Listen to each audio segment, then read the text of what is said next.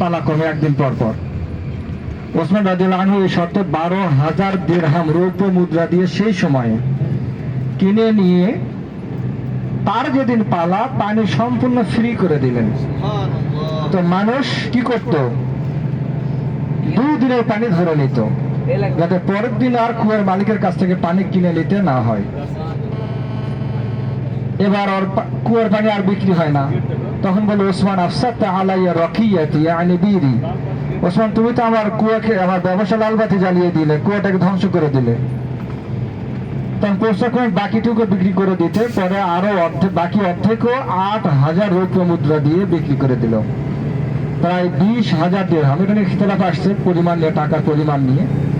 যাই হোক, প্রায় 20,000 দিরহাম দিয়ে তিনি পুরাটি কিনে নিয়ে ওয়াকফ করে দিলেন, দান করে দিলেন মুসলিমদের জন্য, পুরাটি ফ্রি। সেই বাগান সেখানে আছে এবং সেই জায়গায় বাগান আছে একটা, সেই সময়ের গাছ কিনা বলতে পারবে না, সম্ভবত নয় সেগুলি, কারণ খেজুর এতদিন থাকে না। তো সেই বাগানের মধ্যে একটা কুয়া আছে, যেটা ওসমান রাদিয়াল্লাহু আনহু কিনে নিয়ে দান করে দিয়েছিলেন। এবার দূর থেকে ঘেরাও করে দেয়, সেখানেও কাজ চলমান, এখনো খুলে দেয়নি। তো কুয়াতে পানি এখনো আছে, মিষ্টি পানি কুয়া, পানযোগ্য পানি এখনো সেই কুয়াতে আছে। সেই বাগানটি, সেই জায়গাটি আমরা দেখতে পাবো।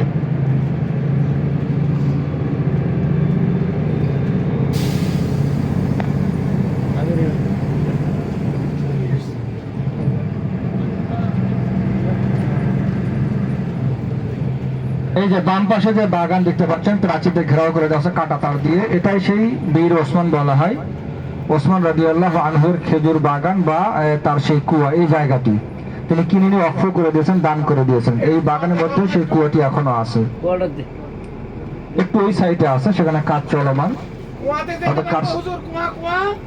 কুয়া দেখা যাবে না, এই ভিতরে যাওয়া যায় না, তো দূর থেকে ঘেরাও করে দেওয়া আছে।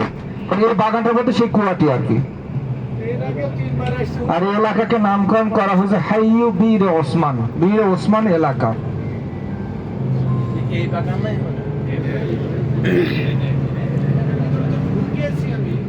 আমরা পাশেই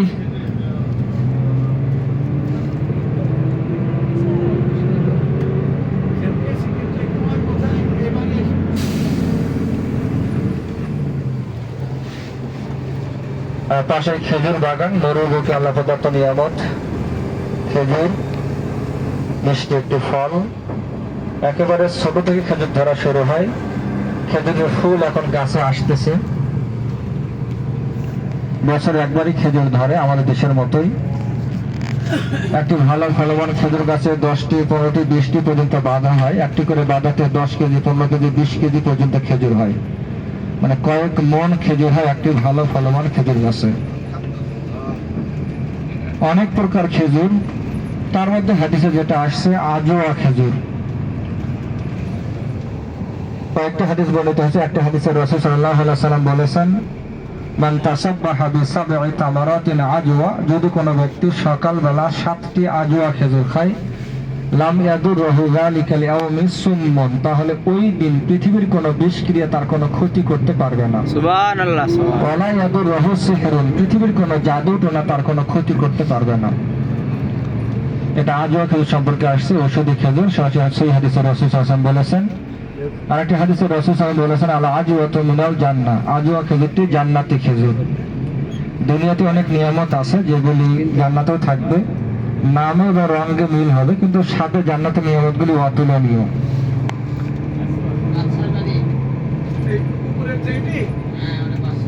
কোন কোন হাদিসে মদিনার আজওয়ার কথাও আসছে, বর্ণনা করা হয়েছে। খেজুর বাগান, এখানে বড় একটি বাগান।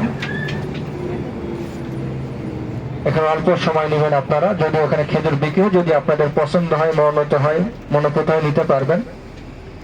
তবে সময় নষ্ট করবেন না গিয়ে। এবং যাদের টয়লেট খুব জরুরি, খুব পরিচ্ছন্ন নয়, তবে জরুরি কাজটা সারা যাবে, যদি মনে করেন খুব দরকার, সারা নিতে পারবেন। অল্প সময় নেই, এখান থেকে উহুদে যাবো, উহুদের জিয়ারত শেষ করে আমরা হোটেলে ফিরে যাবো ইনশাআল্লাহ। হুজুর কোরআন ফ্যাক্টরিতে যাইতাম হইলে কোরআনের ইয়াতে না জামের কোন ছিল?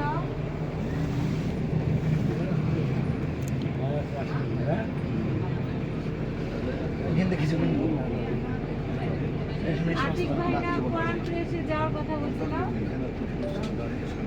আজওয়া দেখতে কালো